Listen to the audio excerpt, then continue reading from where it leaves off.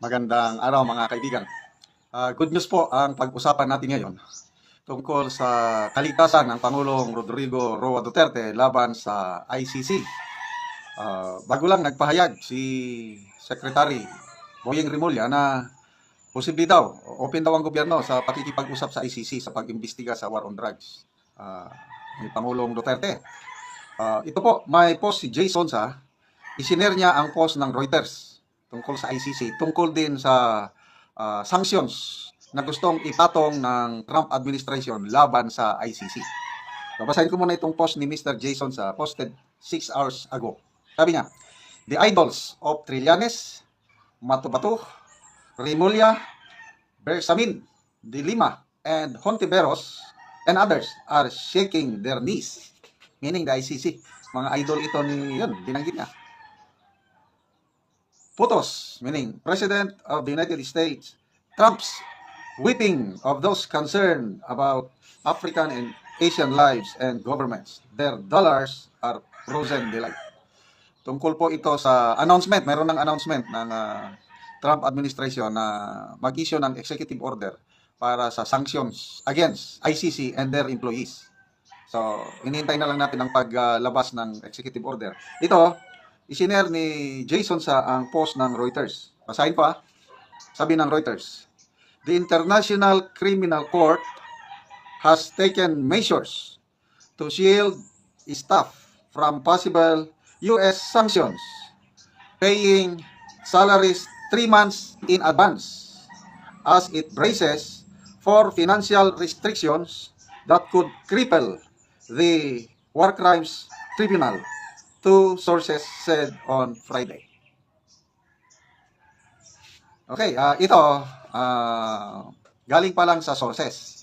Alam mo ang Reuters, international news agency, marami silang mga bubuwit o mga puting ahas. So, nalaman nila kasi bago pa umupo ang Trump administration, yun na yung nagsabi na, may balita na mag-issue ng executive order ang Trump administration sanctioning ICC as a whole, as an institution, kasi parang kalaban ng Amerika ang ICC. Plus, ang mga staff nila, mga judges, prosecutors, and everybody connected, magkakaroon ng financial restriction, i-freeze ang assets ng ICC, ang mga financial institutions worldwide, wawarningan ng US na to cut off their transactions with ICC, otherwise, kasama sila sa bibigyan ng sanction ng USA. Kaya ito, I hope na tama kasi allegation pa lang ito, sources ng Reuters, nalaman nila na ICC are now paying in advance, 3 months in advance ang salaries ng kanilang staff kasi once na mayroon ng executive order at nandiyan na yung sanctions, hindi na makakasweldo, hindi na makakagalaw ang ICC. So, anong epekto nito kay Pangulong Rodrigo Roa Duterte? Of course, maliligtas siya kasi kung pupunta man sila dito na mag-imbestiga, hindi na sila makagalaw, wala nang sweldo Warrant of arrest, ganun din. By the way, ang main purpose pala bakit isanksyon ng Trump administration ng ICC is para proteksyonan si Israeli Prime Minister Benjamin Netanyahu at saka yung former defense chief nila na mayroong warrant of arrest galing sa ICC. Ganyan po mag-protect itong Trump administration sa kanilang alyado. So, in a way, matutulungan, mabinipisyuhan si PRRD, Senator Bato at iba pa, itong move na ito ng Trump administration. Kaya sabi ko, goodbye.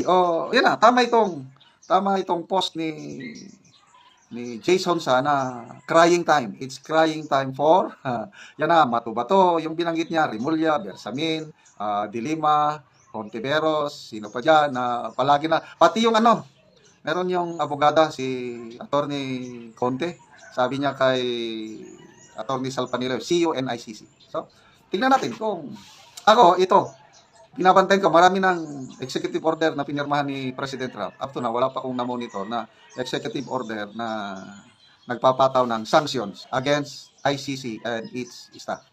So, magbasa tayo sa mga comments, Comments. Marites Pasilan Kerubin, sabi niya, Trililing left the group, yabang kasi. Wala pa nga napisa ng itlog, nagbilang na ayon mukhang napurnada na ang kaligayahan nila. Last year pa, sabi ni ex-Senator Trillanes na, ano ito, June or July, meron ng warrant of arrest from ICC against PRRD. Hanggang ngayon, wala pa. Ronald Añonevo, sabi niya, wag muna kayo magsaya sa dami daw ng nakulimbat. Baka mga congressman na raw ang magbigay ng pondo sa ICC para matuloy lang litisin si PRRD. Rudy Boltison Sabado, madalas yung twist of fate kapag pumitik ang buhol na kable, pulutin na tiwali talsik sa bunak. Dalia Monro, isa sa nabanggit ni Trump yung sanction sa ICC kasi puro daw corrupt sila. Galit si Trump sa ICC. Marnie Coronado Pera, sabi niya, Singapore nga, hindi rin member ng ICC since panahon ni Lee Kuan Yew. Iba talaga pag matalino ang leader. Ngayon ko lang nalaman, ang Singapore umalis din, hindi na nagpa-member sa ICC. Very good, Uncle Donald, sabi ni Julian Fay. Jackie Save, sabi niya, as I said, God will find a way, kahit gaano pa kayo ka-powerful. So, pasalamat tayo kay President Donald Trump sa kanyang gagawin kasi ilalabas pa yung executive order, but to me, sure na ito kasi gusto niyang proteksyonan si Israeli Prime Minister Benjamin Netanyahu, and incidentally mag-benefit si PRRD at iba pa niyang kasamahan. Okay, so